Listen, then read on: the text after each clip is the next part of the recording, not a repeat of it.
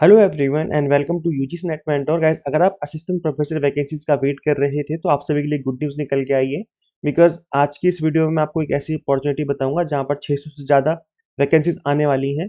तो चलिए कंटिन्यू करते हैं और डिस्कस कर लेते हैं फटाफट से। तो गाइस देखिए, जो वैकेंसीज हैं ये आने वाली हैं दिल्ली विश्वविद्यालय से। तो दिल्ली विश्वविद्यालय में नियुक्त होंगे 600 से ज़्यादा सहायक सहायक प्राध्यापक। तो यहाँ पर जो दिल्ली में जितने भी दिल्ली यूनिवर्सिटी के अंदर कॉलेजेस आते हैं, कुछ कॉलेजेस हैं वो दिल्ली सरकार यानी दिल्ली गवर्नमेंट के अंडर आते हैं।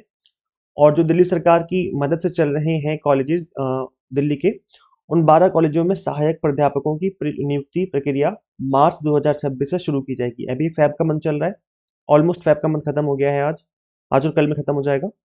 तो मार्च के मंथ में ये जो वैकेंसीज हैं ये आउट होंगी और आप लोग यहाँ पे अप्लाई कर पाएंगे। इन कॉलेजों में 600 से ज्यादा पद रिक्त हैं। डीयू के dean of college professor Balram Pandey ने बताया कि भर्ती प्रक्रिया को लेकर सभी तैयारियां पूरी हो गई हैं।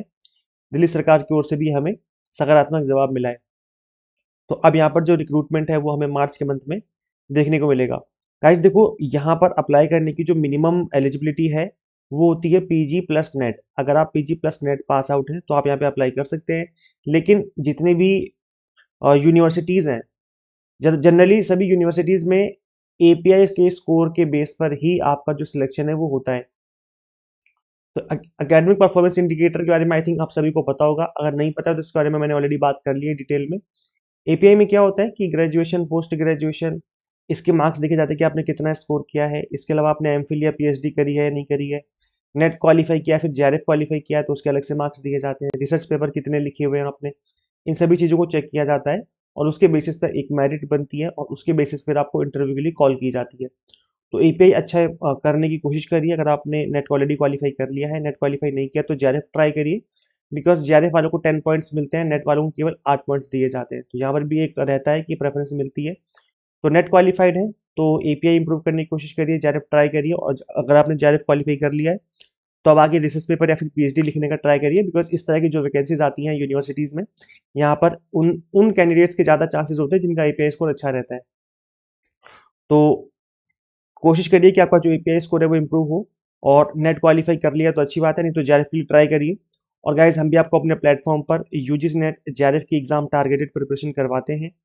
हमने paper 1 commerce management and political science के to the point exam targeted courses आपको अवेलेबल करवा दिए हैं for June and December exam. तो कंप्लीट कंटेंट आपको बाइलिंगुअल मिल जाता है। 100 mock test and PDF notes मिल जाते हैं जिसके थ्रू आप मल्टीपल टाइम रिवीजन और प्रैक्टिस कर सकते हैं। अभी एक्स्ट्रा 10% डिस्काउंट ऑफर चल रहा है तो आप इस ऑफर को अवेल कर सकते हो।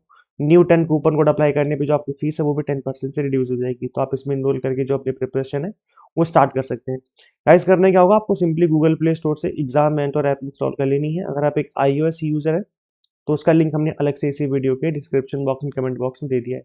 तो share this video with all UGC NET aspirants and subscribe for UGC NET update and assistant professor job related updates. Guys, इस वीडियो में इतना ही, मिलते हैं फिर नेक्स्ट वीडियो में।